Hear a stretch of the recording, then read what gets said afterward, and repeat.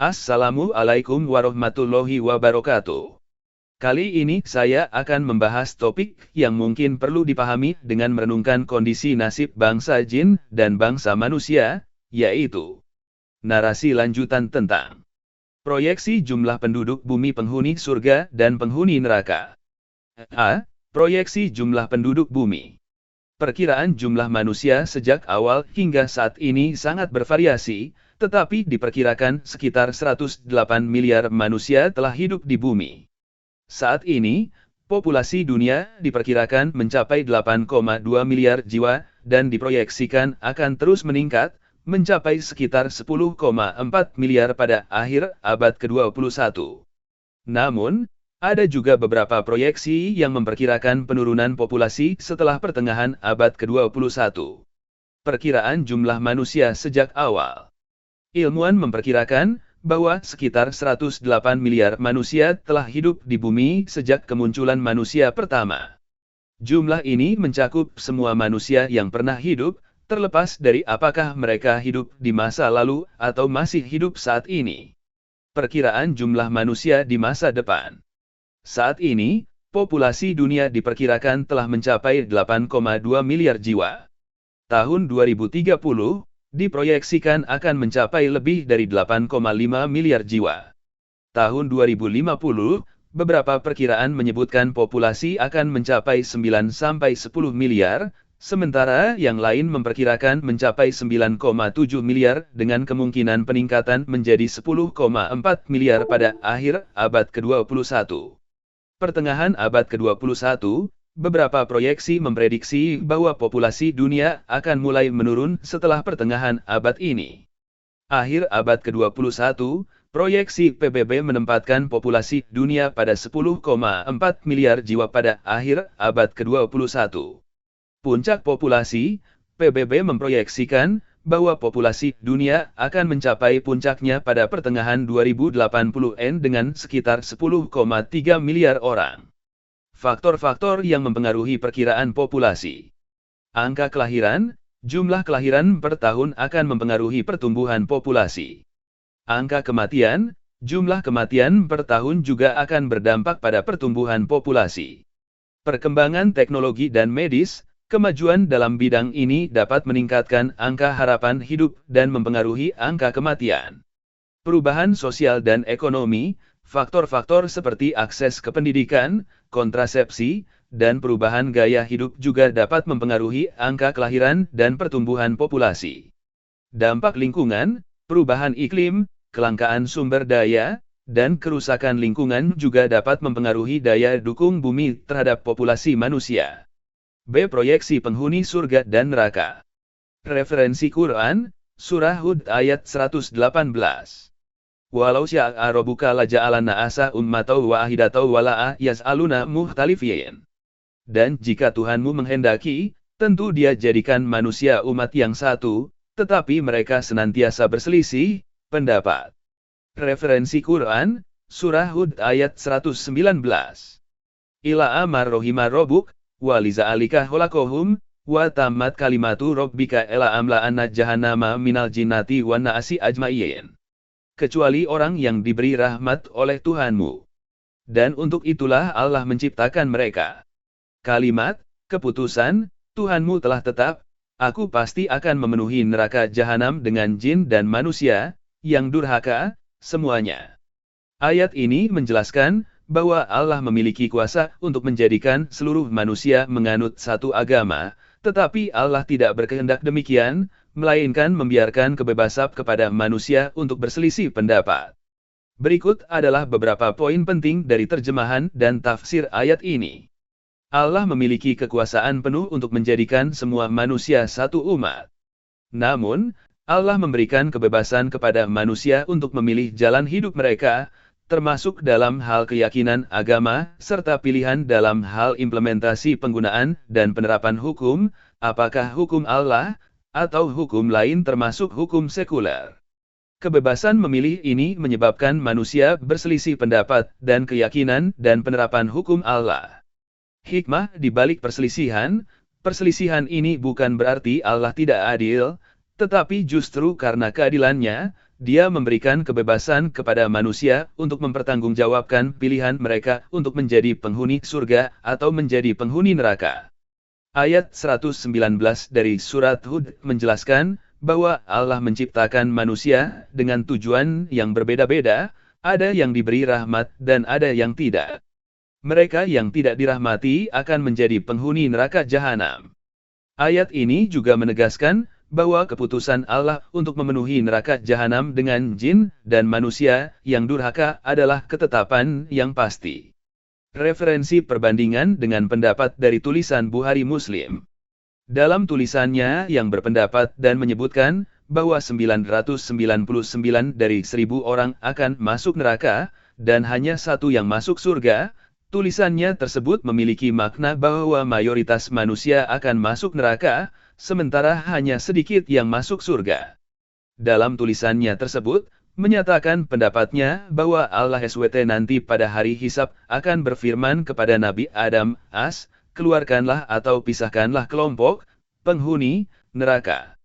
Kemudian, Nabi Adam akan bertanya, Ya Reb, apa itu penghuni neraka?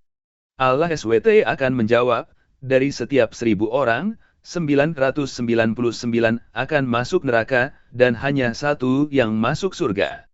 Pendapat dalam tulisannya tersebut tentang sebanyak 999 dari setiap 1000 orang akan masuk neraka adalah tulisan yang memberikan gambaran yang menunjukkan bahwa mayoritas jin dan manusia akan menjadi penghuni neraka yang jika disandingkan dengan pernyataan Quran Surah Hud ayat 118 dan ayat 119 di atas, dan hal ini juga mengandung peringatan tentang pentingnya menjauhi dosa dan mencari rahmat Allah SWT. Meskipun mayoritas manusia akan masuk neraka, umat Islam tetap memiliki harapan besar untuk meraih surga jika konsisten menjalankan ajaran agama Islam dengan benar, yaitu dengan mengikuti sepenuhnya hanya kepada petunjuk dan hukum Allah dengan penerapannya melalui sistem khalifah, dan bukan jalan orang sekuler yang dimurkai Allah karena menolak penggunaan hukum Allah. Selain itu, narasi ini juga mencoba menambahkan informasi dengan membandingkan dari sumber tulisan hadits tentang jumlah penduduk surga menyebutkan beberapa kelompok yang akan masuk surga. Ada tulisan hadits yang menyebutkan bahwa 70.000 atau 700.000 orang dari umat Nabi Muhammad SAW akan masuk surga secara bersamaan, tanpa hisab. Selain itu, ada juga hadits yang menyebutkan bahwa umat Nabi Muhammad SAW akan menjadi mayoritas penghuni surga. Namun, ada juga hadits yang menjelaskan bahwa surga akan diisi oleh berbagai umat dari berbagai zaman, dan umat Nabi Muhammad SAW akan menempati sebagian besar dari 120 sahaf di surga. Berikut beberapa poin penting terkait hadits tentang jumlah penduduk surga. 70.000 atau 700.000 orang masuk surga tanpa hisab. Hadits ini menjelaskan bahwa ada kelompok dari umat Nabi Muhammad SAW yang akan masuk surga tanpa melalui proses perhitungan amal, hisab. Mayoritas penghuni surga. Beberapa hadits menunjukkan bahwa umat Nabi Muhammad SAW akan menjadi mayoritas penghuni surga. 120 sahaf di surga. Hadits lain menyebutkan bahwa surga akan terdiri dari 120 sahaf, di mana 80 saf di antaranya berasal dari umat Nabi Muhammad SAW. Kualitas penghuni surga.